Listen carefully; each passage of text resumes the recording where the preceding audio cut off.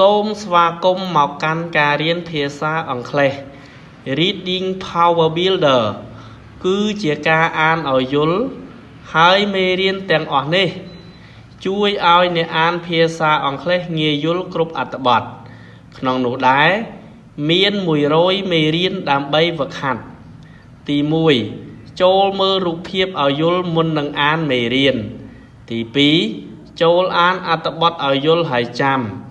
ទី3ចូលធ្វើលំហាត់គ្រប់ចំណុច A B C D and E 4ត្រូវផ្ទៀងផ្ទាត់ជាមួយចម្លើយដែលមាន5ត្រូវតែយល់ឲ្យច្បាស់គ្រប់មេរៀនទាំងអស់ហើយអានដដែលរាល់ថ្ងៃ Consistency រហូតដល់យល់ចូលចិត្ត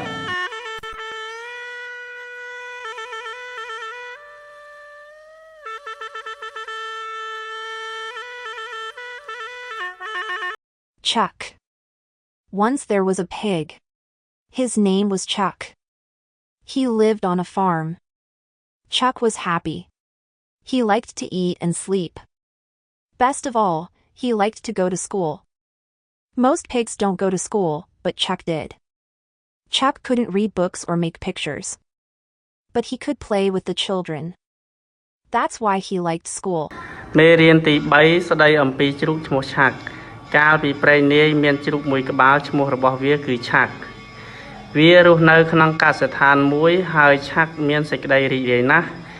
វាចូលចិត្តស៊ីនិងដេកហើយអ្វីដែលពិសេសជាងនេះទៅទៀតនោះគឺវាចូលចិត្តទៅសាលារៀនជ្រូកភាគច្រើនមិនទៅសាលារៀននោះទេប៉ុន្តែឆាក់វិញចូលចិត្តទៅសាលារៀនណាស់ឆាក់មិនអាចអានសៀវភៅឬក៏គូររូបភាពបានទេប៉ុន្តែវាអាចលេងជាមួយកុមារបានហេតុនោះហើយបានជាធ្វើឲ្យវាចូលចិត្តទៅសាលារៀន How well did you understand? Read each question. Write A or B. 1. What is this story about? A pig that goes to school. B. Children who play with pigs. 2. How is Chuck like other pigs? A. He played with the children. B. He lived on a farm. 3. How was Chuck like the children? A. He liked to play. B. He liked to read books. 4. How was Chuck not like most pigs? A. He liked to sleep. B. He went to school. 5. Why did Chuck go to school? A. Because he liked to draw pictures. B. Because he had fun with children. តើអ្នកយល់ក្នុងអត្ថបទនេះបានកម្រិតណាកចូលអានសំណួរទាំងអស់ហើយជ្រើសរើសអក្សរកឬខ1តើរឿងនេះស្ដីអំពីអ្វីកវាជាជ្រូកមួយដែលចូលចិត្តទៅសាលារៀនខក្មេងៗលេងជាមួយជ្រូកលេខ2តើឆាក់ដូចជាជ្រូកផ្សេងទៀតដែរឬទេកវាលេងជាមួយក្មេងៗខវាបានរស់នៅក្នុងកសិដ្ឋានមួយលេខ3តើឆាក់ដូចក្មេងៗដែរឬទេកវាចូលចិត្តលេងខវាចូលចិត្តអានសៀវភៅលេខ4តើឆាក់មិនដូចជាជ្រូកភាគច្រើនឬទេកវាចូលចិត្តដេកខវាចូលចិត្តទៅសាលារៀន5ហេតុអ្វីបានជាឆាក់ទៅសាលារៀនកពីព្រោះវាចូលចិត្តគូររូបភាពខពីព្រោះវាសប្បាយរីករាយជាមួយក្មេងៗ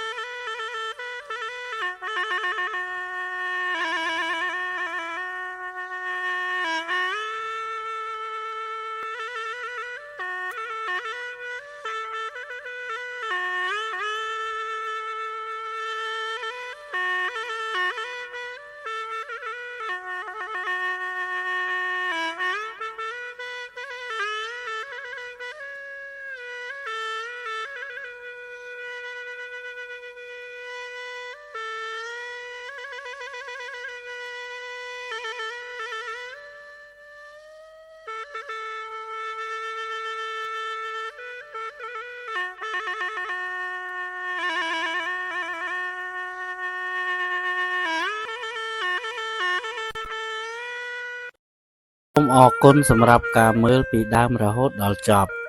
បើចង់រៀនបន្ថែមទៀតទី1សូមចុច link ភ្ជាប់ទៅ group Telegram ឬ scan QR 2តាម Zoom ដែលមានលេខ 56 27 7382 02 3សូមចុច link ភ្ជាប់ទៅមេរៀនជា PDF នៅក្នុង Google Drive បញ្ជាក់